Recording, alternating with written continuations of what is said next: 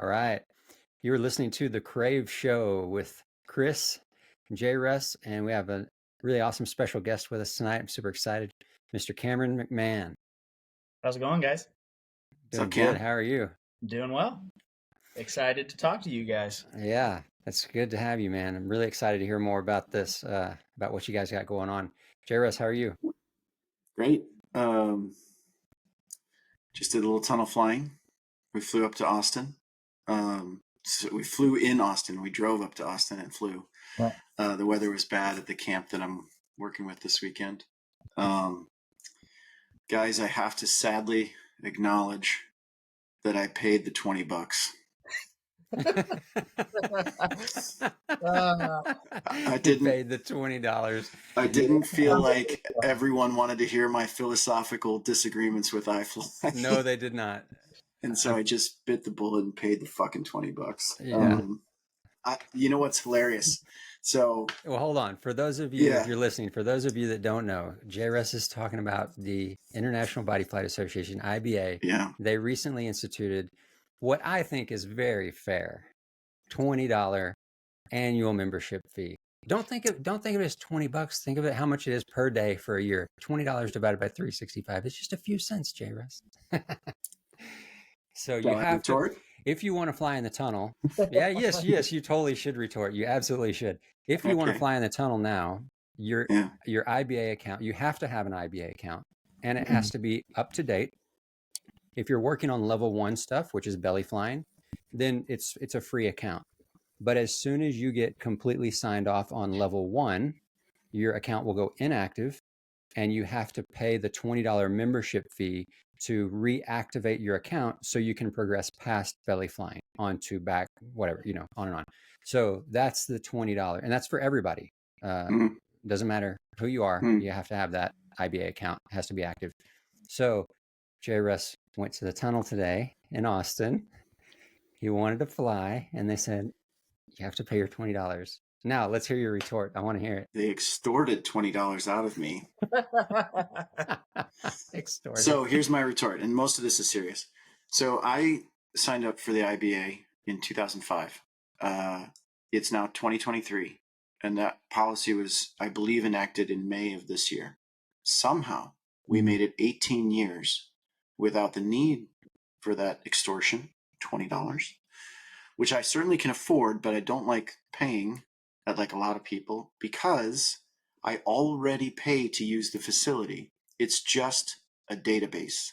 You literally enter the person's name and it's done, because the database is all constructed, and all that you're doing then is checkboxing for people as they progress their skills. And what I feel like I'm really paying for are the lawsuits that have happened at iFly, that they need to get more money out of a segment of the population that they so clearly do not want at their facility. And I don't mean the guys that I just flew with at the tunnel. I met a guy called Hank, a guy named Drew, who's been working at Paris Valley for about as long as I've been an instructor. He was started in Paris Valley in 2005 or 2006. Drew Steele. We know a bunch of the same people. He's awesome. What a great guy. Yeah, he was a super good guy. And it's nothing against those guys. It has nothing to do with them at all. I had a good time at the facility. They treated me very, very well, very fairly. I asked beforehand to the lead instructor, who I think is Hank, hey, what's your tolerance on, like, can I talk to these guys? Can I hand signal them? And he gave me, again, a very fair interpretation of what coaching constitutes. And this has nothing to do with them. It has everything to do with the corporate decisions at iFly, that we're not gonna be receptive to these customers. You're not allowed to fly at this time. You're only allowed to fly this much. You've got to fly these hours. Generally speaking, we don't want you here, but we do want that $20 just to maintain a database that requires no upkeep. And so, look, I'm not behind the scenes of IBA. I just know that we made it a very long time without paying that $20, and it's frustrating to me that when a company that doesn't seem to want my business but does want my money. Yeah. Okay. I'm gonna give a retort. Okay. This is not in defense of iFly at all. I don't have a dog in the fight for the IBA and that, but coming from a background of graphic design and before that and along with that, web development and web design, building and maintaining a website it takes a lot of work. And when you said what you said a second ago actually wasn't true. When you said it requires no maintenance, that's honestly, that's not true, especially a huge database like that and a website like that is pretty, somewhat complex. It requires a ton of work. Now, I'm not trying to I'm just talking about just specifically from the technical aspect. There is a lot of work and like $1.6 million a year. I don't. Go ahead. Tell me. No, I don't know. Not specifically trying to defend that. Listen, if thing. you as a website designer received an offer from JRuss to maintain that website for $1.6 million a year, would that be a good deal? Dude, that would be a fantastic deal. Are you offering? No, but I am saying that IBA as an institution could have charged me 50 cents, had $40,000 a year with a roughly $80,000 membership in the IBA, 80,000 people.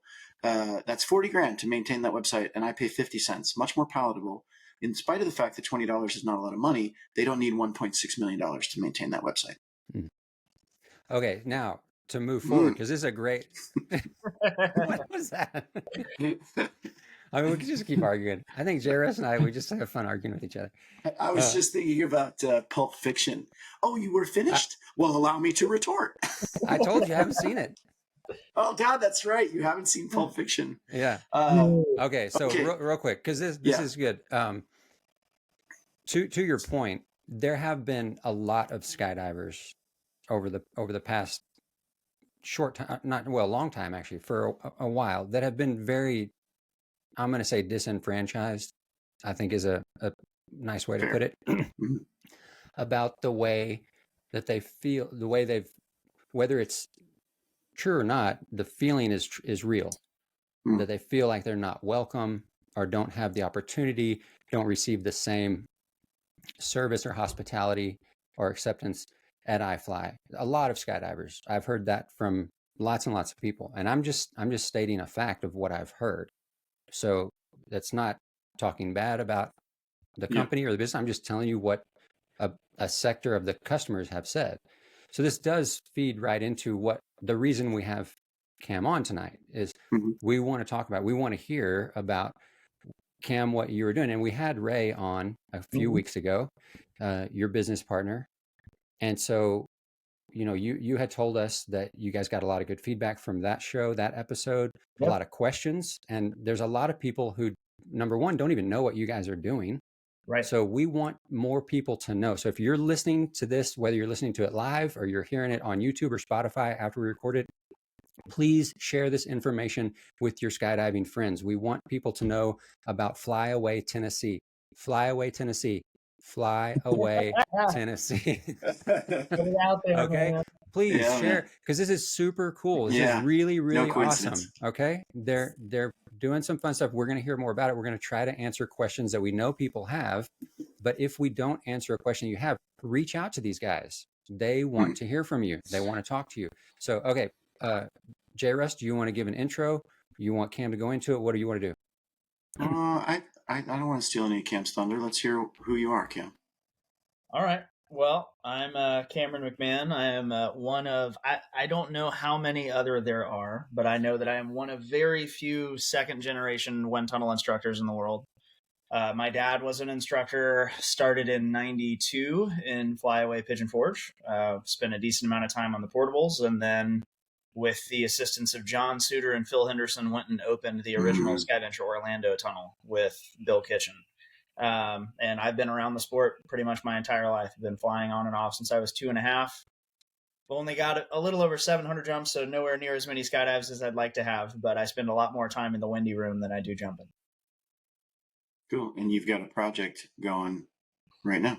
We got a big one. I've been working on this tunnel project for Almost 7 years. When I started working on this, I was competing with Colin Robb on a two-way dynamic team, and competition was really exciting kind of at that point. I was super lucky that when I transitioned from Flyaway to modern wind tunnel technology, that I kind of caught the tail end of the golden era. I mean, like some of my favorite videos, you've got the Undercover Ninja stuff, you've got all the Nexus stuff and Maktoum coming out of Dubai.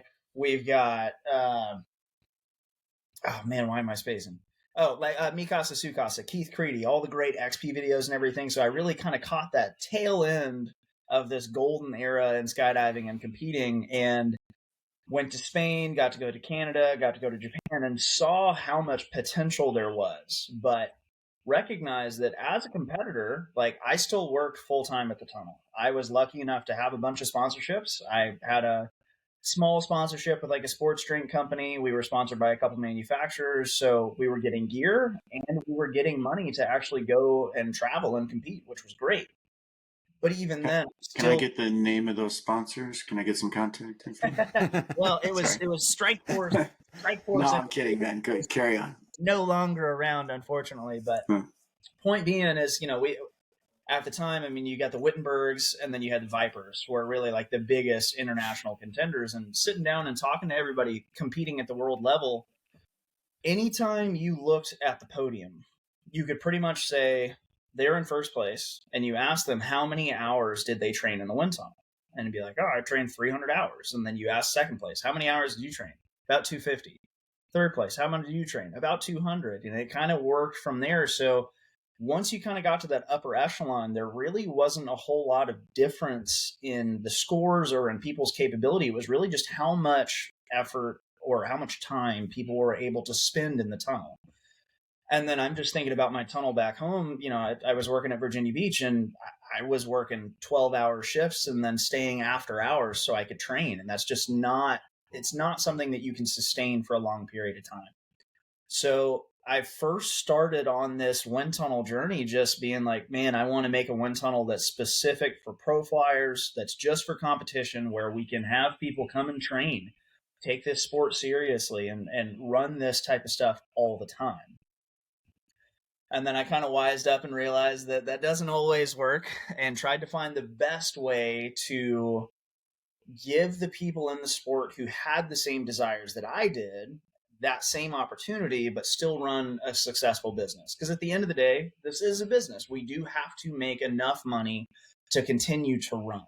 You have to charge $20 for an annual membership, like kind of things like that. I mean, get me started. I think here's the difference, right? And J. Russ, you actually, this is a huge reason why I'm so thankful to even have this opportunity. You brought up a bunch of great points in the podcast you did with Skydive Radio with Matt Ryan and Mickey and Rusty, right? And the point you made is you guys set the price for tunnel time. We still will buy tunnel time either way. Like, you guys are the ones who decide how much we pay for it. If you don't want to sell us tunnel time because you're not charging enough, then like charge us more and we'll fly. So looking at that and not wanting to take advantage of people, but recognizing that there's an opportunity out there. We want to give the people what they want, and we know that we're going to run something successful by doing that. That's where the dual tunnel model really kind of came into play. And I think Ray describes it the best way that skydivers can kind of grasp, where a single iFly model is like a single plane drop zone.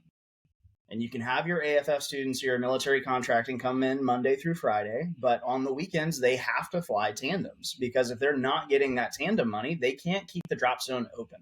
So as cool as it was for you to come in and do AFF on Wednesday or do a couple fun jumps Thursday evening, if they don't fly those tandems on the weekend, then they can't support you. And I think that's really the corner that iFly has currently backed themselves into, is they built something awesome.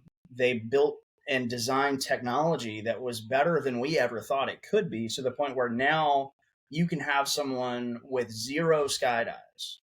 They can now shred their ass off, and they go, and it's the skill set that somebody can pick up in 6 months is something that would have taken a skydiver 2 years to do 10 years ago, 15 years ago, right? So we've really leveled the playing field as far as body flight comprehension and capabilities go. But iFlight didn't account for how popular it was going to be and how many people would want to utilize the wind tunnel and how many people would actually want to pursue the sport and do something great with it. So by doing the dual wind tunnel model, we're able to have the 14-foot tunnel where we fly first-time flyers all day. So the business makes money. The business is lucrative, which allows us to then provide great opportunities to skydivers, to tunnel flyers. We can charge discounted rates for the tunnel time. So even though we're in this for business, our retail hour for tunnel time for the Pro Flyer tunnel is $1,000, which is pretty much industry standard for a 17-foot tunnel. But our member hour starts at $600 and goes down from there. So if you want to come and be a member at our tunnel, you're somebody who wants to do this seriously. You're not just somebody walking in off the street, coming and buying 30 minutes for, a one-time jam. We're going to take care of you. We're going to enable you to pursue this sport and give you resources and preliminary or early signups for camps and courses and events and give you discounts on gear. And we want to make sure that you feel welcome and recognized and that you actually have the opportunity and the location to pursue the sport. And you are your only limit at that point. You really kind of put a cap on yourself because you've got a 17-foot tunnel that we can run 24 hours a day. So that's up to you. Okay. I know people are going to have the question, because that sounds awesome. Do you have those membership specifics fleshed out yet? Have y'all talked through that? Is that stuff? Can you share that information? At least give people, because I know that's my question. I'm like, oh, what does that mean? What does that look like? Well, okay, what do I pay? What do I get? Yeah. So what we've got built out right now is we're looking at doing an annual membership for $1,000 per year, a 6-month membership for $750, and then a month-to-month membership for $300. So essentially, what that allows people to do is, if you live in the U.S. or regardless of where you live, if you have the ability to frequent the facility, you're going to come often, then you can get an annual membership. All the memberships are going to grant you access to the tiered discounted tunnel time system, right? So it immediately, you go from $1,000 hour immediately to a $600 hour. You also get to get the early access signups for camps. We'll have member exclusive events, stuff like that. J. Russ, you remember when we did Flight Club? I'd like to do similar stuff like that just for members. So we have, some really awesome, we bring out organizers, getting people of similar skill sets together and saying, hey, you know how to do these things. We have amassed a group of people who are at the same level as you. Let's go and do some baby bird sequentials. Let's figure out how it works. On top of that, we're doing discounted room nights at the resort, which is a kind of a newer addition to the wind tunnel, but we're very excited about. Discounts in the pro shop right now. We're looking at 15% off of everything in the pro shop. We'll obviously have to kind of work that a little bit. We've got a few dealerships set up, but the intention is to do 15% off on everything at the pro shop as well. And then you've got access to our full gym and recovery center, which right now is slated to be a 5,000 square foot gym. We'll have saunas. We've got ice baths. We're going to have an athletic trainer on staff and a few other medical or kinesiology level people. So the intention there is to make sure we're maintaining a healthy staff. We want to make sure our staff is healthy and able to recover in the case of an injury, but we're also offering that same information and same capability to customers as well. So if we've got a competition team, if Core's there and J. Russ gets some tennis elbow or whatever, we can have somebody kind of give him some PT. Or even then, if, a big desire of mine is I would like to have a pretty broad lineup of sponsored athletes or brand ambassadors, and anybody that's on our crew, anybody that's on our team, I want them to be able to show up and say, hey, these are my goals. This is the type of lifestyle I'd like to maintain. These are my weak areas, and have somebody that can walk them through that. And it's funny how many different people I've worked with and what I've even seen in my personal life where you think you know how to take care of yourself or you think you know how to work out. And then you realize that dull pain that you have in your shoulder every day is because you got a bad habit when you're doing something. Mm-hmm. So having an expert be able to sit down and talk with you, especially somebody who understands body flight as well and could say, hey, I know what you putting yourself through in the tunnel. I know what's happening to you when you're jumping. So let's build a plan around that and make sure that we can keep you jumping and keep you flying for as long as possible. Dude, you're giving me all sorts of ideas. Yeah. Like, go ahead. You go first. Could we have Crave camps there? Could we maybe film Crave courses? Maybe you have a studio and we come and film podcasts or courses dude. Those are all things that we want to do. So and cool. That's another piece of, we've talked about kind of doing this under the membership. What I think we would like to do, for Ray and I, this is a huge passion. Like Ray and I mean, Ray has been doing this pretty much as long as I've been alive. I've been around the sport pretty much my whole life. And I've said this before too, like pretty much every positive thing that's ever happened in my life has been related to flying in one way or another. So anything I can do to give back to the sport or to continue to provide it or enable it to others, I want to do that in the best way possible. So we want to put out as many knowledge resources and stuff as we can. We don't want to put a bunch of stuff behind a paywall, but we've talked about the possibility of having some higher tier courses or maybe some kind of like one-on-one, like in a perfect world, if we did a paywall type thing or even a partnership with Crave where we can do a live Q&A with JRUS and say, hey, if you're interested in competing in VFS at the world level or interested in sequentials or big ways, we now have an online open forum where you can go in and ask your questions and you can be talked through everything, maybe even provide a seminar with that. I think as much of that could be free would be great, but we also have to make sure we can pay people to continue to enable things like that. So the impression, or the overall impression that I get, which I hope I'm stating this correctly, is that it seems like a business model that's more of a partnership between the customers and the host. Absolutely.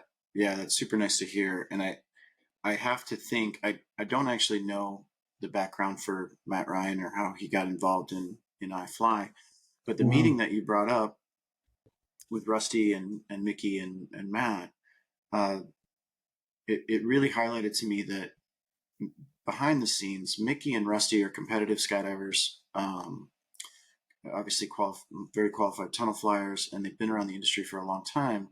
And I feel like in other conversations that I've heard that maybe the guidance that they're trying to give is falling on deaf ears, and that the decisions are being made are not necessarily the guidance that's being offered. And in this case, what I find really promising is that you and Ray are making the decisions, and you are the competitive skydivers, and you are the competitive tunnel flyers, and this has been your world. And it isn't necessarily about. It isn't about.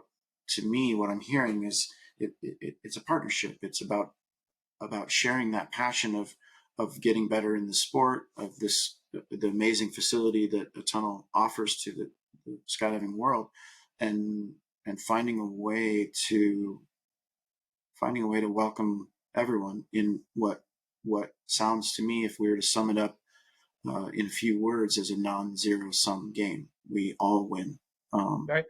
Which is really refreshing. That's really, when it came down to it, the mindset of, I need to make as much money as possible. Like the amount of times that I've sat at the tunnel and been like, man, we've got 20 minutes on the books today and I'm here for the next 14 hours. What could we do? What could we do differently? I've been very lucky I've never worked for a corporate tunnel. I've gone and done some military training and some instructor training and stuff at other tunnels. I've been kind of contracted out for that, but I've worked at iFly Virginia Beach. I had a very short stint in Skyventure, New Hampshire, and then spent some time at Paraclete. And I've been really lucky to kind of stay on the edges and usually always have been at places that at least valued skydivers and tunnel flyers enough to, like, Virginia Beach has a really robust membership program. They do a pretty good job with that. Paraclete's got a great membership program. They obviously really love skydivers there. New Hampshire's New Hampshire, but we'll just kind of leave that there. The thing is, I know there's a funny story behind that. I don't have any idea what it is, but I know that there is a funny story back there. And I'm not going to make you say it on camera. Let's just acknowledge that it's funny and move on. The short and sweet of it was, and it's ironic to me now, but I was working at Flyaway at the time, had aspirations to join the military, and then was offered a job in New Hampshire because Joe Winters was the lead there. Oh, yeah. And my dad trained Joe Winters forever ago. Wow. So personal connection there. I was like, yeah, screw it. Yeah, why not? I'll go up there. I'll go try it out. And I got there. I did about 3 hours of an FITP, and they needed somebody to cover one of the instructors on the surf stream, the wave pool out there, because he had to go and do his reserve drill for a month. So I ended up on the surf stream, and then I was like, hey, when am I going to get back in the tunnel? And the argument was that I was under 185 and under 6 foot, so I wasn't big enough to be a tunnel instructor. Ironically, now I'm still not over 6 foot, but I'm definitely over 5. So it's their loss. Yeah. But I met Zach Jones in New Hampshire, and Zach was going down to iFly Virginia Beach, and he's like, man, you really want to be in the tunnel. You should come with me. And told me that Ray was going to be the lead. And I had been hearing about Ray pretty much my whole life, especially when I started working at Flyaway. Rob Ogle, the gentleman who owned Flyaway Pigeon Forge at the time, had hired Ray 16 years before he hired me. So I got to hear about all of Ray's antics in the his 8 or 9 years that he worked for Rob in Vegas. So when I heard that Ray was running Virginia Beach, it was going to be closer to home. It was no questions. It was just like, all right, let's do it. Move to Virginia Beach. And here we are. Almost 11 years as a tunnel instructor. So you mentioned a couple names, and I want to go back to that because I'm sure that just blazed by everybody. But the one that I want to talk about is John Suter. Yep. Would you agree? I know this is somewhat contentious. Was John Suter the first person who flew head down? No. No? To my knowledge, and Ray will probably correct me on this, but to my knowledge, it was John Pinion was the first guy to fly in this model. Yeah. And you've also got the Pinion spin, which is like a head-up Daffy spin. I'm probably... No, Robbie Roberts was after John Pinion. I'm pretty sure it's John Pinion. For anybody who remembers the team called Standard, that was a VFS team at Skydive Chicago long while ago. That's the last I remember John Pinion being active in skydiving was probably the 2006 Nationals, maybe 2007, when he was supposed to be on Standard, but he ended up supporting a different team. That was the last skydiving event that I saw him at. But a lot of people won't even remember. Which is crazy because he brought his son in to Flyaway Pigeon Forge in like 2011, and he was in my class. And John didn't fly. I flew his kid, and he came out, and he was like, "Oh, you're Scott's son, right?" And I was like, "Yeah, that's me." He's like, "Oh, I'm John Pinion." I was like, "No way, the John Pinion!" I was losing my mind, and he was just like, he just looked like every other dad I knew from East Tennessee, and I was like, "What happened?" Yeah. Nothing against John. You're a great guy. Love you. Yeah. Hey, Cam. So you've kind of touched on it a little bit, but I want people to have a clear, like a clear vision of what you guys are planning. Yeah. So I don't know if you have anything that you can like share your screen, pull up on the screen, like a image or drawing, but we don't have to have that. But just even if you just talk through, like, what is the full vision of when Flyaway Tennessee is completely done and I pull up and I walk around, what all is going to be there? I mean, you touched on a lot of it, but still, I think there were some things that you didn't cover.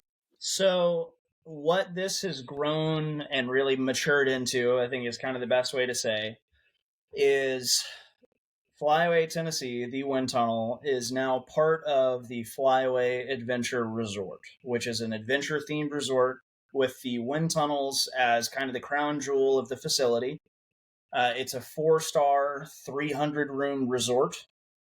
Now, I know some skydivers are going to hear 4-star and they're like, "Oh man, that sounds a little bougie."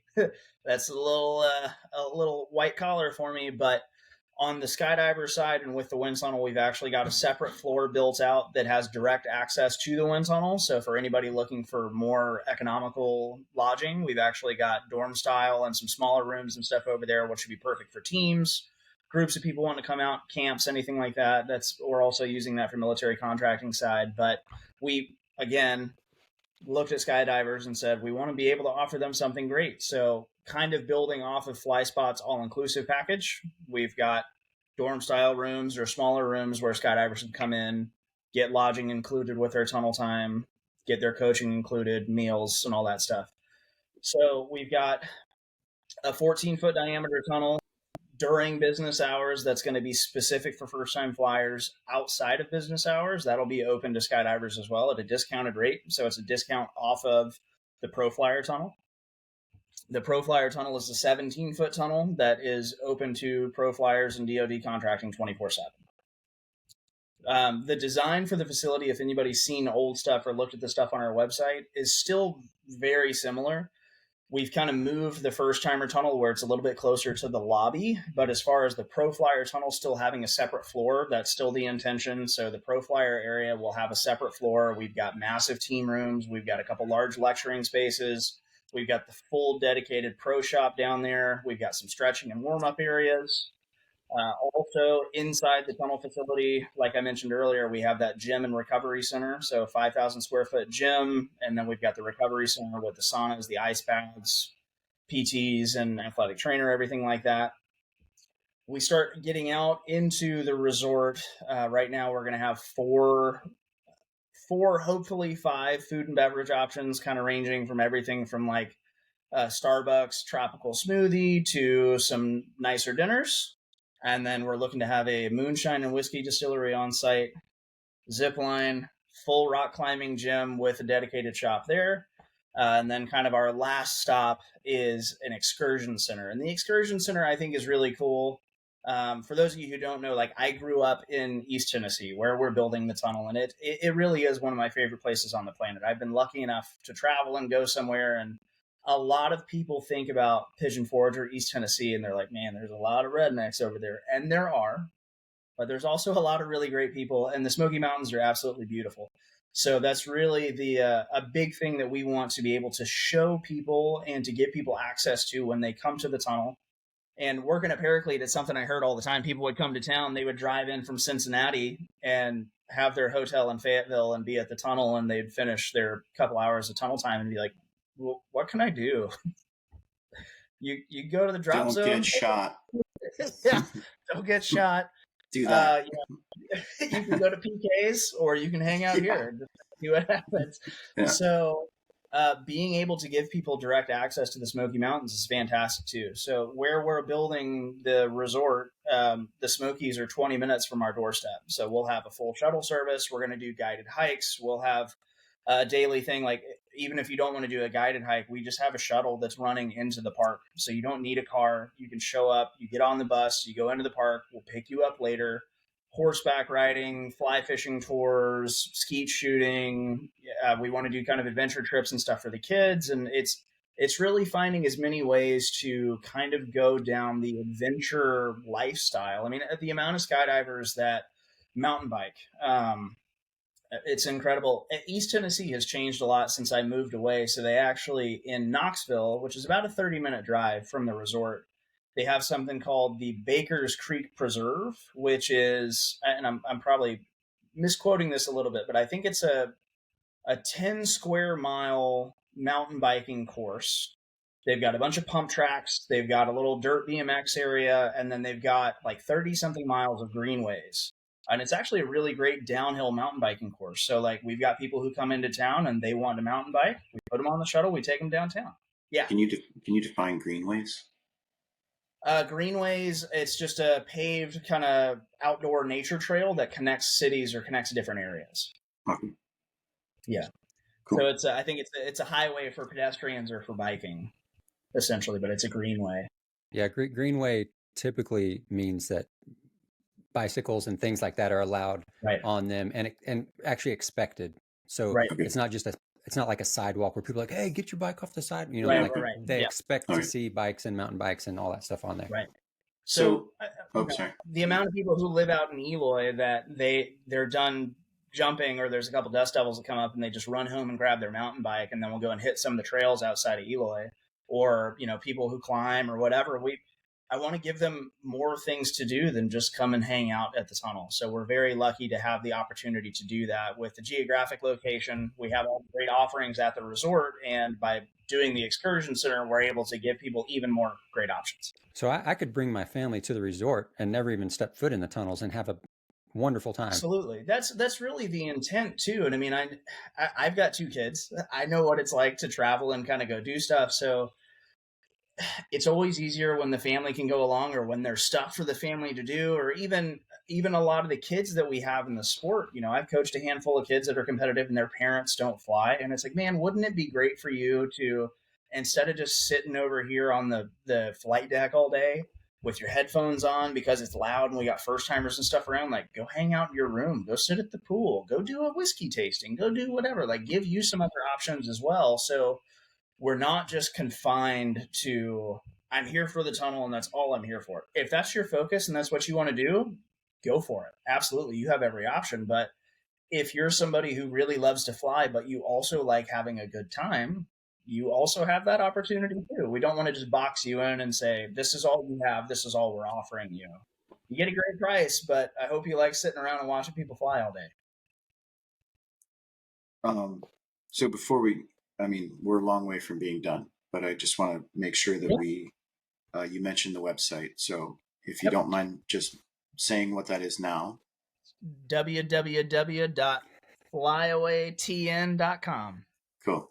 So we'll revisit that before we sign off.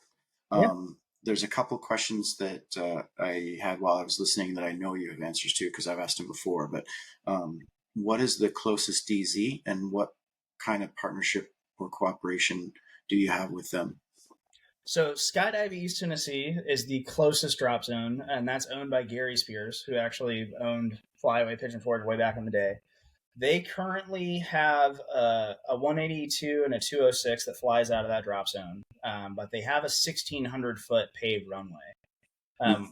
I've had one conversation with Gary. I know he's super excited about us coming out there, and he said, once things are concrete, just let him know. He even jokingly offered to sell us the drop zone, which is something that we've kind of partially considered. So that drop zone, we could fly up to a Caravan out of there. If we had a really, really good pilot, we could probably fly an Otter out of there, but it would be tight, depending on the winds. For a 1,600-foot runway, there is grass, but just judging off of the paved runway. And then Jump TN is about 30 minutes further than Skydive East Tennessee. So it's about 35 minutes from the tunnel to Skydive East Tennessee and just under an hour to Jump TN. And they're at a municipal airport. I believe they have a King Air and a 206. They have a King Air pretty much through the whole summer. They might have had a Kodiak this last season as well. So we fully intend to have some really, really great partnerships with them, do a lot of events, beef up their AFF programs, all kinds of stuff like that. Luckily, I'm connected to people at both drop zones, so it's not going to be a difficult partnership to build once things are up and running. What's the seasons like? Do they jump during the winter? I don't know Tennessee weather that well. Ironically, I've never jumped in Tennessee, even though I'm from there. But Tennessee gets about 280 jumpable days a year, so. If you're far enough outside of the mountains, the weather's really not that bad. I mean, we would get snow, we would get snow in maybe February, but it would never be anything crazy unless you were up in higher elevation. If you were in higher elevation, you're probably getting 5 to 6 inches. But if you're down in the valley or kind of off past the foothills, it's like you get a half inch. Everybody's like, oh man, it's so much snow. So I really think you could jump through November. We're going to be down there this week, and it's I think a high of 65 like all week, and it's still going to be sunny, Mm-hmm. So if people want to jump, you can jump. I think you could jump March through November and probably be fine, honestly. You had mentioned like a state park maybe that's very close to where you're at that garners maybe the most visitors in the U.S. for a state park or something like that. Millions of people. The Great Smoky Mountains National Park. So it's crazy. The Smoky Mountains get 15 million visitors a year. Wow. The next closest I believe, is Yellowstone. If it's not Yellowstone, it's Zion. But the next closest is 4 million people a year. So we've got more than a 10 million person jump for the park, which is insane. And the Smokies, a lot of people give the Smokies crap, because the highest peak in the Smokies is 6,500 feet. So you got these extremists that are like, that's not tall enough. I need to go, summit a 14er. All right, man, you do your thing. But the Smokies they're fantastic. It's beautiful. It's one of the most biodiverse places on the planet because it's one of the oldest mountain ranges on the planet. So if you're into, you're into horticulture, you're into botany, or you like any type of creatures or anything, actually a really cool thing. If you come to the Smokies in August, there is a crazy phenomenon with the fireflies that only happens on two places on the planet. It's in the Smokies and then somewhere in China. And it's this, the fireflies all come out and they blink in unison during their mating season. So it's at Elkmont. So it is pitch black. And then the entire forest is like lights up into super bright ember and then turns off. And then lights up, turns off. Yeah, there may be the possibility of an adult over the Rainbow Journey Center there as well. Just listening to that, I don't know. Okay, that's a JRS sidebar. Okay, so you also mentioned at one time that you were part of the TVA. Is that right? The Tennessee Valley Authority, as far as your power consumption is reliable. And so that's a huge thing for us, and why Pigeon Forge is so great, and why we're able to offer really great rates for tunnel time, as well as we've got the TVA. It's the Norris Hydroelectric Dam, which is like 8 miles from our door. So the hydroelectric dam produces the majority of the electricity for East Tennessee, and Tennessee also put legislature through earlier this year to turn nuclear power back on. So East Tennessee already had super cheap power, and it's looking like it's going to be getting cheaper, which is great for us. And so a couple of those things there, you've got a lot of visitors, you've got nearby DZs, you've got cheap power. It's almost like you thought about the location. A little bit, yeah. A little bit. I actually, for a long time, thought about putting a tunnel in Nashville because it's like Nashville's a hot spot. They got an international airport. This would be great. And then the more I really thought about it, as awesome as Nashville is, and there's a bunch of great DZs and everything around there, when it came to having enough first-time flyer traffic to support the business so we could support pro flyers the way we wanted to, I recognized that Nashville wasn't the spot. It's the bachelorette and bachelor party capital of the U.S. right now. It's like everybody wants to go. They want to drink. They want to go down Broadway. They want to get kind of crazy. So although they get a lot of visitors, they're not putting their time and money into stuff like Flyaway. And that's what makes Pigeon Forge so incredible. And more and more people are hearing about it now. Pigeon Forge has been around for forever, and people have been going there for a long time. And now, I was there this weekend or this previous weekend and run into people who are like, I've been coming here. Like my grandparents used to bring my dad here, and then my dad brought me here, and now I'm bringing my kids here. And the area continues to grow.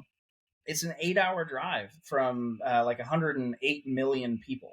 Like most of the country east of the Mississippi can get to Pigeon Forge in about 8 hours.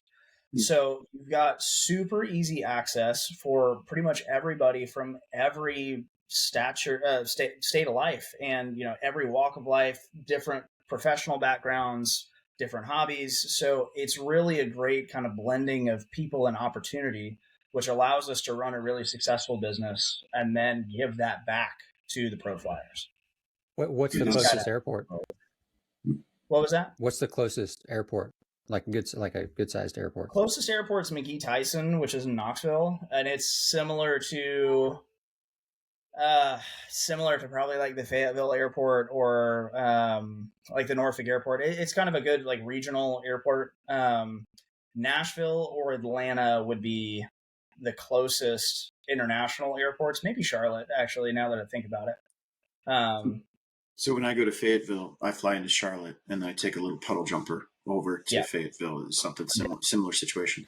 be a very similar situation. Yeah, you would probably connect through either Charlotte or Atlanta or Nashville and then land right in Knoxville. We're going to have a shuttle that runs to Knoxville pretty much every day if needed. And that's a 35 or 40-minute drive from the airport back to the resort. You had said one time when Steph and I were there that that it was possible maybe you were kicking around a shuttle between the tunnel and the nearest DZ. Is that still something you might be doing? Absolutely. Okay. Yep. The way that you laid out the tunnel, like we were just at a competition, well, not just, but months ago, we were at a competition in Norway at Voss. And I think that Skydive Chicago is an amazing place, and Voss is right there. And so what you're describing as far as what people can do and get when they show up to your place, you walk into Voss and it's like this hobbit forest, and there's tree houses and there's saunas up there, and then there's a gym where you can work out, and there's a climbing wall, and if you walk across the street at like 20 feet, there's a kayaking spot, and there's climbing at the end of the runway, like legit rock climbing, and there's hiking, and there's more to do. It's not just you show up and skydive, and if you don't skydive, good luck. There's a sweet restaurant. There's an amazing pizza bar, and so what you're describing is reminding me of that, and then that dovetailed into thinking about Core. Our team has started to train at Colorado Springs, and how excited I was that they have a restaurant inside. Cool, a tunnel has a restaurant inside. If I'm hungry, I can get something to eat without leaving. They have a bar, and if your flyers want to have a drink after they're done, they can sit around and have a beer. And you're talking about like an order of magnitude more at your facility that can be done, and that it's just like I'm not digging on Colorado Springs. I love it that they're having us, and it's a great tunnel, and I'm super stoked. But also, to be real, what you're potentially offering people is tremendous, and that's great.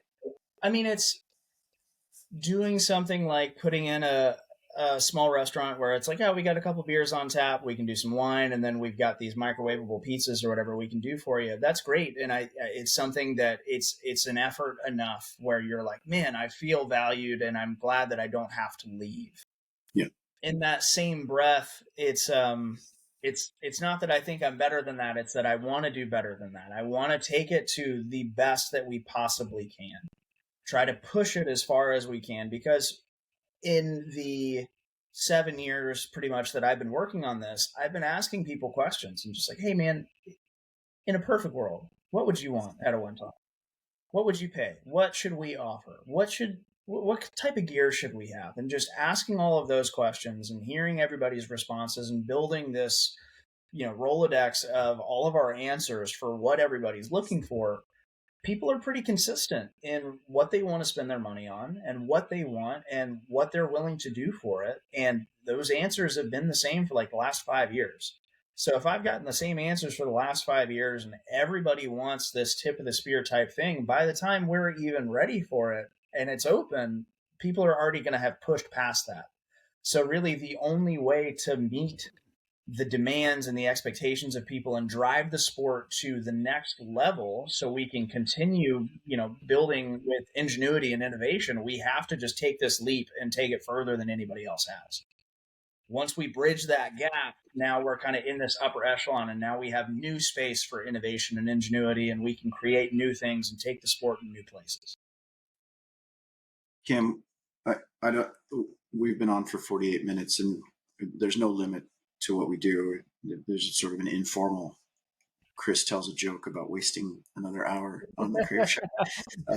But he says that whether it's 90 minutes or 100 minutes or whatever. So as we're getting kind of close to the really non-specific ending, I don't want to end on a negative note, but I do want to ask you, because I'm sure that there are other people listening who are aware of previous attempts at non-iFly tunnels to exist in the United States, and the pushback in legal terms and lawsuits and blah, blah, blah that have happened, where iFly has tried to enforce patents and basically squeeze out competition. So could you touch, that has to be something that that you guys have gone over ad nauseum. And if there's a way that you can sum up sort of how do you expect to handle that? What do you expect for pushback? How are you sort of covering those bases?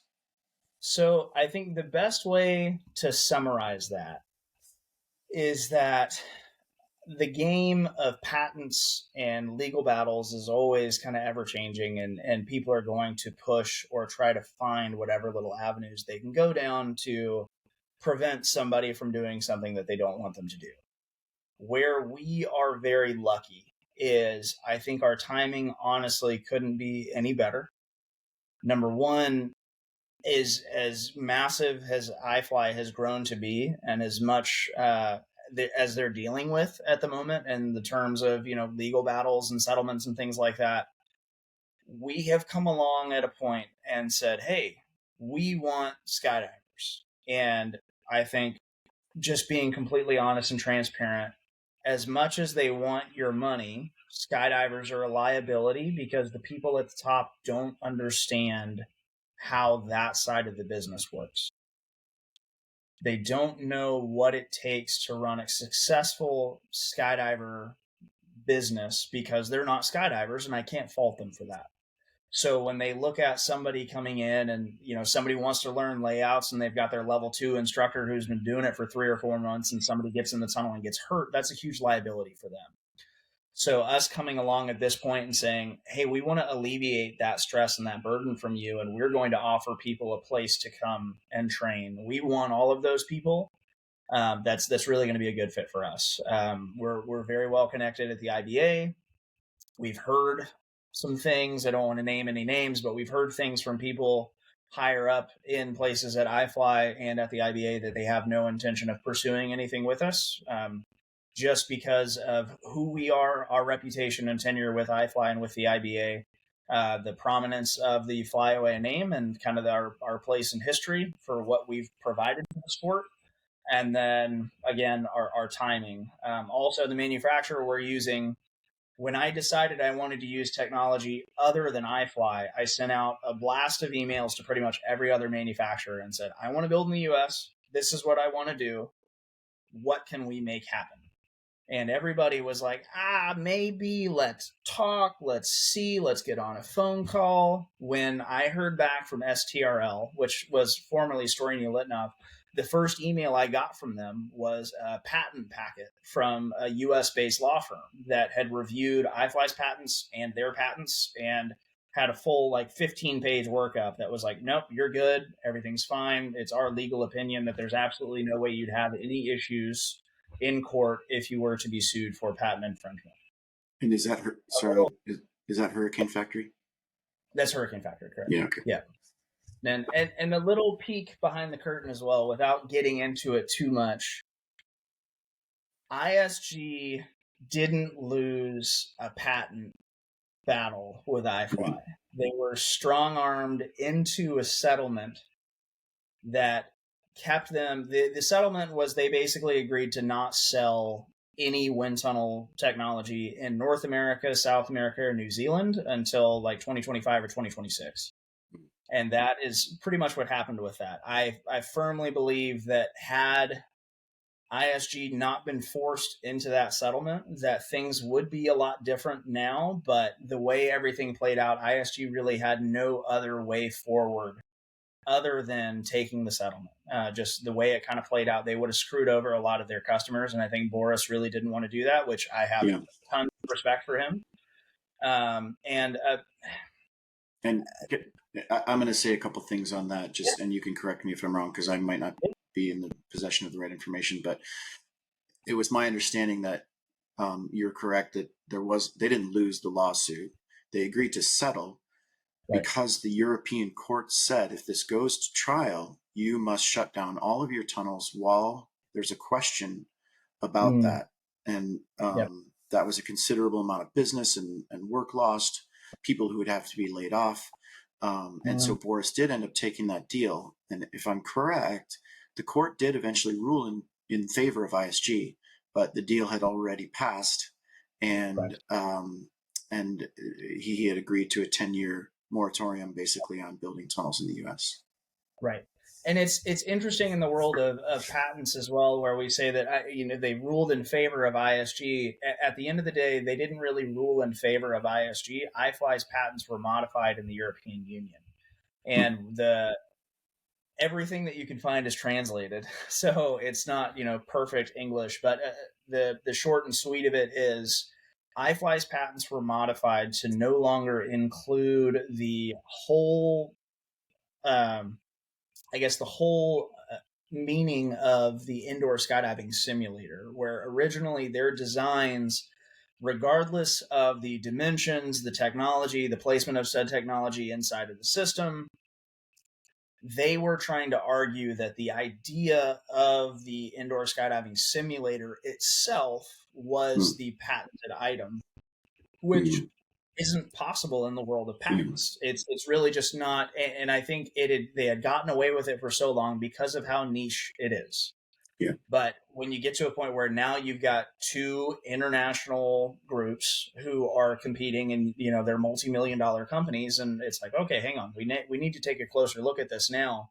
If that really was the case, and this is something I've talked to a handful of skydivers about when they posed this same question to me, I was like, if iFly was really able to hold the patent on the indoor skydiving simulator, then there would be no other car manufacturers in the world. Like, everybody would own a Ford, and that's it. There wouldn't be anything else out there because it's a car and they own the patent to the car, and nobody else can build anything regardless of if it's designed differently, which just really isn't the case. I mean, there's been cases where somebody's designed a proprietary item, they've patented it, and then somebody came along and said, man, that's awesome, and they've put a couple holes in it for aerodynamic purposes and patented it again, and it went through because it was different. It was different enough, Cool. I have a question real quick. And we talked about, I think we talked about this with Ray while he was on, but I think it'd be good to go over again because I'm sure people want to know timeline. What are you guys looking at? What are you hoping for? What if everything goes perfectly smooth? What? So if everything goes perfectly smooth, we have we've made some really great leaps and bounds with our big players, with our big partners. So we've got construction loans secured, and we've got some big partners that are coming in to help us close on land and to get the money coming in to finish off the facility. Assuming that everything goes perfectly, we will break ground sometime, hopefully, late spring, early summer next year. And then in a perfect world, it's going to take us 18 months to open everything. But we want to phase the construction out to where we've got the tunnel and the other attractions open as early as possible. Just from a business sense, it makes sense for us to have the things that can cash flow early open. And so we're cash flowing. And then as the other pieces get finished out, then we're able to open those up. I mean, really, for anyone who doesn't know, the reason hotels take so long to build, the initial construction's easy. I mean, it's just kind of copy, paste, repeat. I've got my walls and my concrete and my I-beams, but it's going in and doing all of those details on each individual room. So that's really what kind of takes a long time. So we've designed the facility with the customer in mind and expecting a lot of walk-ins and a lot of kind of pass-through traffic. So the lobby areas and the other attractions and the wind tunnels should be open, I would say between 12 to 15 months after we break ground. We should have the wind tunnel facility fully operational and ready to get people in the wind. So from today, like a 2-year timeline, something like that. Probably realistically. Yeah. Cool. And there was a time when we talked, I don't know when, whether it was with Ray or was with you when we were out there for military. How do you guys feel about your financial picture? Are you still looking for people to invest, or is it filled out? We're absolutely still looking for people to invest. And that's the hard part when you're explaining the situation to people.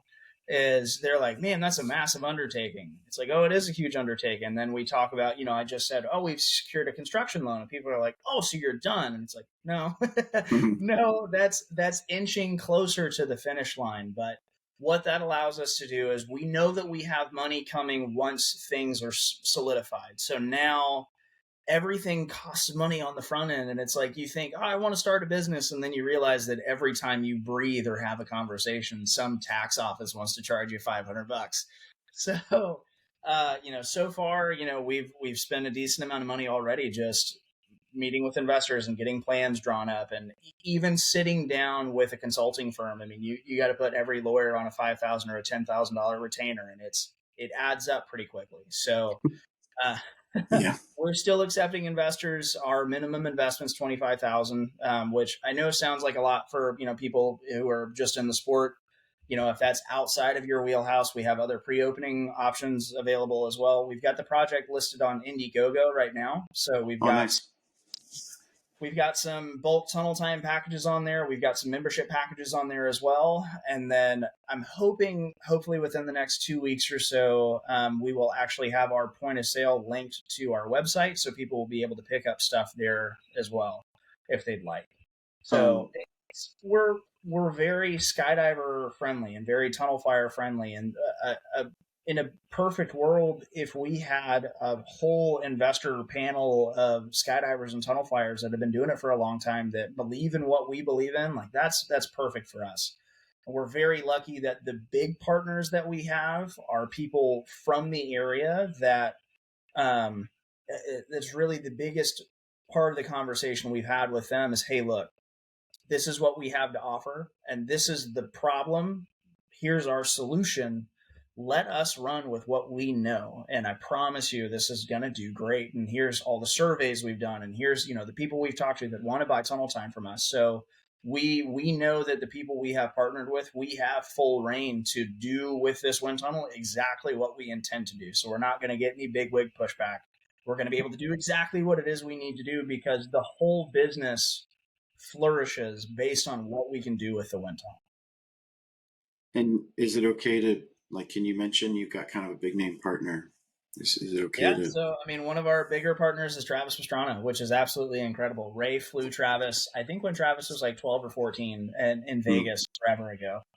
And man, it has been a whirlwind having Travis involved, just because I've got him in my phone now. I'm scrolling through my contact, and every time I pass his name, I'm like, all right. And it's, we've talked before. He, I don't know if I can say that actually. I'm gonna skip over that. But we've had a few. We just FaceTime each other. We're just talking about, oh hey man, yeah, what's going on? Oh yeah, this is what's up, and I got this thing going on, and it's been surreal. And knowing what he can bring to the facility and the types of events he wants to do and the partnerships and everything we want to do, it's really, really fantastic. I know at a minimum we're going to do one Nitro Circus event a year.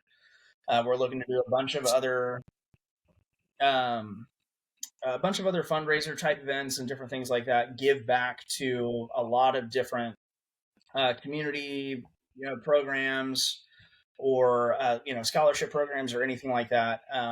Like I said earlier, I had aspirations to join the military, and that's for people who haven't caught on yet.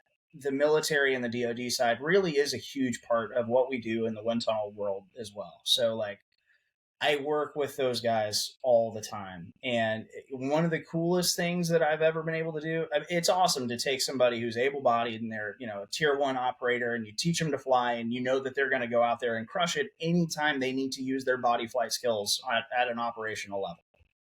But man, the magic and blessing that you feel when you're able to take that guy who unfortunately ran over an IED or lost his arm or whatever, and they're able to come back, and you're able to get them kind of back into the fold and be like, hey man, we all know what you can do. You're still around your boys. You're around your people, and you can still get in here and do this.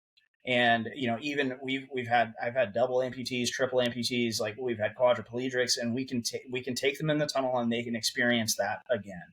They can get back in there and do that. And even, the Gold Star Family program is huge. And it's a college tuition program and a financial support program for children of fallen soldiers.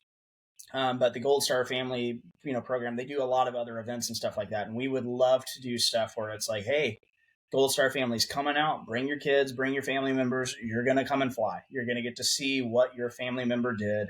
You're going to get to experience what happened, and we're also very well connected in that area. So we can have people from those particular units come out and spend time with them, and they can fly with them and see exactly what happened. So it's a really fantastic blending of worlds and being able to give back to different communities and people who are involved in the body flight world. I mean, the amount of team guys I know or military guys that have fallen in love with flying, and like all the money and time they have outside of military stuff they spend on jumping or flying. I'm like, what are you doing, man? Like, you're a Navy SEAL and you're out here like, I just bought a new paraglider, dude. Like, all right, bro. All right, man. Whatever makes you happy. Like, I love seeing you in the wind and it's your jam. So let's find a way to support that. For sure. Yeah.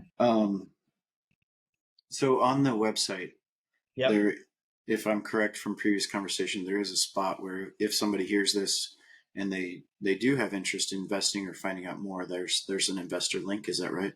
Yeah, absolutely. Yeah. So we've got an investment and opportunities page. People can go on there and they can read about the facility. It's got some, simple information about what we've got. There's a little blurb on there about Travis. And then there's a drop-down menu where people can go on and give us their name, send us a short little message. If that's too much work for people, they can email us at info@flyawaytn.com and we'll get back to you that way as well. And does it, I guess when you said your minimum investment is $25,000, yep. is it something where on the skydiver side, are there perks necessarily on the, like, I want to be part of the wind tunnel scene, I want to fly. Yep. So if I invest $25,000, does that, like, can I be a member? Or, what I mean? Like, is there information about that? Every investment includes a lifetime membership. Oh, okay, cool. Yeah. And then we're still playing with the numbers a little bit. The full intention is, let's say that you invest $25,000 a year, or you invest your $25,000, you get your lifetime membership, and then your investment, once we start getting your returns calculated, we say, okay, based off of your returns and your dividend, we're going to give you tunnel time kind of in relation to that dividend as well. So the goal is, if you made an investment, we give you the lifetime membership. If I end up putting 5 to 10 hours of tunnel time on account for you a year, that's worth it in my book, because number one, you enabled us to do this. And at the same time, the investment that you made has built the business that is now making you enough of a profit on your investment that I can turn around and say, hey, I'm going to put some tunnel time on account for you. So you're not only getting you're getting your financial gain, but you're also able to get a little bit of tunnel time too. Cool. Awesome. I bet some skydivers will find that interesting.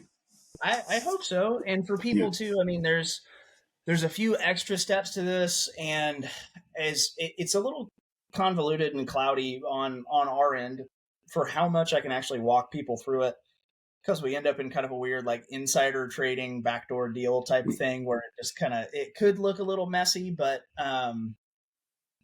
this is a qualified investment, which means that there's certain SEC, so Security Exchange Commission, there's certain requirements that people have to meet in order to be able to invest. But if you had a group of 5 skydivers who wanted to go in on an investment together, they essentially can form an LLC or the best type holding company for whatever state they're located in. And that company itself can invest into the business as well. So there's options for people who want to invest but maybe don't have the financial means to do so, or there's a team or whatever that wants to do that as well. There are other options too. And I can point you in the right direction and connect you with people, but I can't, like, walk you through how to do it and give you the documents. Okay. Right. Wow, that's great. I mean, just the introduction to the idea is great. Yeah, no, absolutely. Yeah. Cool.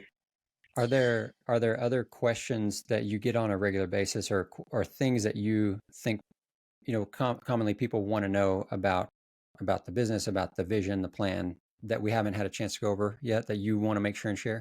I mean, ironically, I think a lot of people just ask me how much I want to charge for tunnel time. Yeah, that's what they want to know. That's the whole point. I don't care. How much do you want to charge? I don't care if it's hot. I don't care if it's bumpy. How much are you charging per time? So, yeah. They want to know, are you going to be happy to see me when I show up and want to fly? I mean, that's what they doesn't want that to know. Just speak to the need that exists? So, no, it does. It totally does. Well, I mean, I think if we got time, I kind of want to get into just some back end stuff and kind of give people an idea of where I'm coming from as well. Like, when I built out our operational costs, I did it in a way that I said, I want to be able to provide these things. So I know that at a minimum, I need to invest X amount of money a year into our marketing, X amount of money a year into hosting a competition, which costs way more money than you'd ever think it does. Having sponsored athletes, having brand ambassadors, different things like that. And that's where I really started to kind of build out our price points as well. So we've got a significant part of our budget allocated to running competitions, to having sponsored athletes, to having teams. And that's a huge thing that we are going to do with competition is not only are we going to run some really badass and well put together competitions, but if you compete, you're going to get paid well. Like the days of $1,000 cash prize for first place is over. Like that's bullshit. And it is, because at the end of the day, if you have put in enough time and money to compete, like let's say you want to compete in VFS, you are easily spending fucking 60 hours in the tunnel to get good enough to go and compete and pray that you maybe get like third place. I did a pickup team with Ben Rohn in Spain for VFS. I'm sure J. Russ was laughing at us the whole time. I love it. But we won third place and we got 15 minutes of tunnel time. And it's like, okay, that's cool and all. And granted, it was a pickup team, so it's not like we put a lot of effort into doing it. But at the same time, I had been instructing and flying full time for 6 years at that point. And Colin and I were training a couple 100 hours a year for our two-way team. So like the amount of money that I was worth at that point in time, the amount of effort we had put into that, we still got little to no return out of it. And the first place team, I think, won like €500. And it was like, dude, that didn't even cover registration for the comp. It didn't even cover registration for the comp. How? And I understand the competitions are super expensive to run, but we're not allocating funds on the front end because it's not a huge driver for most of the businesses. So we took a step and said, this is a major driver for us. Competition is one of our main focuses. We want to make sure that competition is healthy, it's thriving. We've got strong disciplines that are well thought out and concrete and don't change every competition. And we're actually paying people to compete because that's where we get growth and we get totally spacing on the word.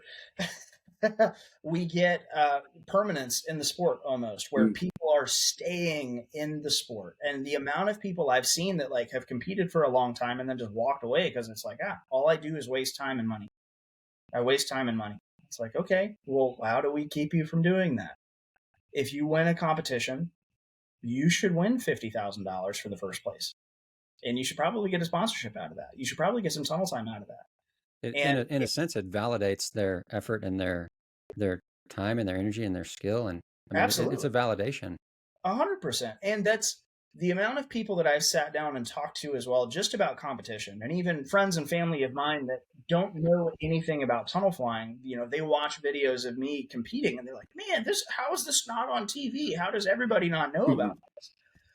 And it's because we look at ourselves and we say, we know how badass this is. And this should be like, we should be on ESPN, or we need Coca-Cola should sponsor us, or why isn't Red Bull running the whole indoor series? And it's like, no, we're not there yet. Yeah. We haven't taken it upon ourselves to build it there yet. We expect people to recognize how cool this is. But right now, we're the figure skater that can spin really, really fast. And it's like, you spin really fast, dude. Good for you. And it's not until that person takes it upon themselves to be like, no. Now, recognize how difficult this is and see how much effort and time and money goes into this to know that it's something worthy of recognition and it's a competition that people are going to enjoy. That's where we get international recognition and sponsorship and viewership and stuff like that. I don't want Coca-Cola to come in and sponsor it, but I know that in order for us to get to a place with competition that we're healthy enough as a sport that we can have regional comps and then a national comp and then international comps, and we can do that multiple times a year, and it's not the same competitors every single time.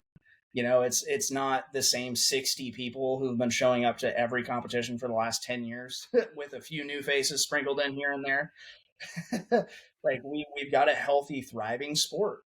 We've got multiple classes. You've got really cool stuff happening. And it takes somebody to take the financial leap and say, we're going to put $1 million a year aside to putting together a competition, to paying out competitors, to paying out cash prizes, and to have sponsored athletes, because that's the only way to do it. Well, and you guys are going to be in a unique position. Think about like when you do, I'm thinking about when I do a demo at iFly after class, I do a, 45-second, 1-minute demo. Right. And my demos are very basic compared to what people are doing. And these, families are sitting around and they think they're just like in awe. And I'm not doing anything special, like I'm doing some layouts and some outface carving and, nothing's fancy. It's the up and down, man. That gets really all they care about is the up and down. Yeah. No, but go up. Dude, what you're talking about, taking it upon ourselves to help carry the sport to the next level.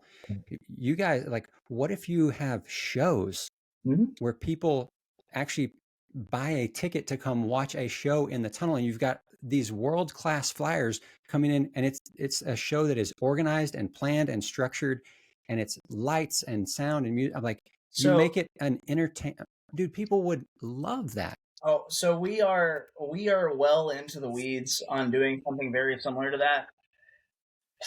I mean, I would love it. I'll buy a ticket. I'm hesitant to give too much info on it, just because our biggest concern is that the Planning and Zoning Commission might shut us down.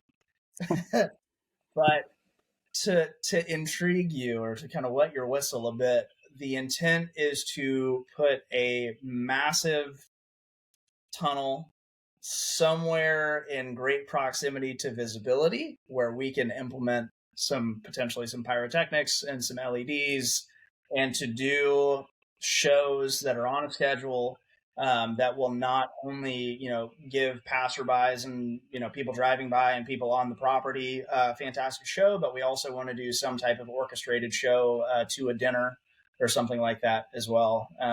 We've got stuff in the works for it. Like I said, I don't want to put too much out there, because I don't want people to be disappointed if somebody says, no, sorry, you can't do that, because we'll have to pivot just a little bit. Cool.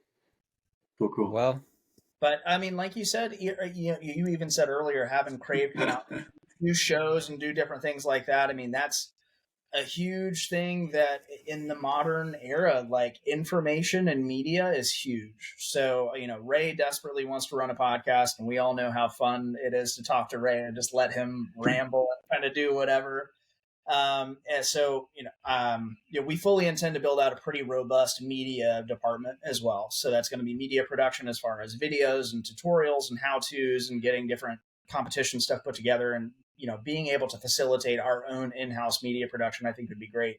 But on top of that, we want to have multiple channels for podcasts and conversations, and everybody likes to receive information differently. And some people, there's probably a lot of people that hate the way my voice sounds, and that's totally fine. So if you want to hear the same information from somebody else, we want to be able to kind of provide that avenue or a different perspective or whatever it is. So, we've talked about doing silly stuff like, and this is where we can kind of lean on Travis a little bit, where we bring out some extreme sports athletes or maybe some celebrities and like, hey, have you ever flown before? No, never flown before. Okay, cool. Let's take you through the whole thing. Like, you're an extreme sports athlete. I've seen you do this badass thing on your dirt bike, and you take them in the wind tunnel and they suck, and kind of show everybody like, man, it's a new thing. And you can kind of show how much time it takes to get through the progression, and then give them an opportunity to talk about some of their other passions and hobbies and things like that. And that allows us to kind of get the sport to more people and hopefully, bridge some gaps that we haven't been able to bridge in the past. But, we're lucky enough to have all this technology available to us, where if we just put a little bit of time and effort into it, we can get enough people excited to make something really, really special happen. Yeah. That's Chris, awesome, do you man. think Super awesome. that our viewers would rather see Cam's tunnel in the background than our 6-panel doors? I don't think so. No. No, that's the most exciting thing we can put back there. These doors, man. That's right. I mean, you got a bifold door. Holy shit. We all have the same door behind us. Yeah. Are we in the same house? Are you guys right in the other room? Just different rooms. Why did we do it like this? We could be in the same room. So stupid. Oh, man. All right, real quick. So, Flyaway, Tennessee. Yep. The website is flyawaytn.com. Yep. If you just want information, go check out the website. If you are interested in investment opportunities, there's information on there. Yeah. There is an Indiegogo campaign. You can search Flyaway Tennessee and find that. Yep. If you have questions or things that you want to reach out to Cam and Ray and the people involved in this awesome project, you can email info@flyawaytn.com. You got it, man. So you're a good listener. Please, you guys, if you're listening to this, please share this information with your skydiving friends, with your tunnel flying friends, or just families that want to go on vacation. I mean, what we've heard about Pigeon Forge and Tennessee and the mountains, the Smoky Mountains. Smoky Mountains. I mean, it's not just for tunnel flyers and skydivers. It's going to be for lots of people. Dolly Parton lives too. That's if you like Dolly Parton. Who doesn't like Dolly Parton?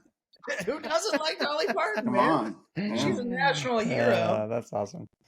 All right. If you're in East Tennessee, it's Dolly Parton and Jesus, and that's about all you need to know. What I want to know is there fishing? I think you said something about fly fishing. I'm not big into fly fishing, but there's plenty of fishing. There's a lot of there's good bass fishing out there. Trout fishing. There's really, really fantastic trout fishing. Lots of rainbow and brown trout. And it's totally beautiful. So Townsend is fantastic, and then up in the park is really fantastic too. And it's fly fishing looks really difficult and looks very pretty, but there's not as steep of a learning curve as you think. Yeah, well, I want to go fishing, man. We'll do it. We'll make it happen. Cool. All right. Well, I think it's that time, man. You all right. You got to say it. You've done it again. You wasted a perfectly good hour listening to the Crave Show with J. Russ, Chris, and the one and only Cameron McMahon. Cam, thank you so much for being here, man. So exciting to hear about what you guys are doing, about the project. And I know I'm looking forward to it. J. Russ is looking forward to a couple years away. We're hope to be over there with you guys, having fun, enjoying some awesome times in the tunnel and out in Tennessee. Oh, yeah. Everybody listening, thanks for listening. Thanks for supporting what we're doing. And get out there in the sky, jump out of an airplane, get in the tunnel, have fun. Enjoy being with your friends, and crave, do more, be better. Thanks, you guys. Night. Thanks, you guys.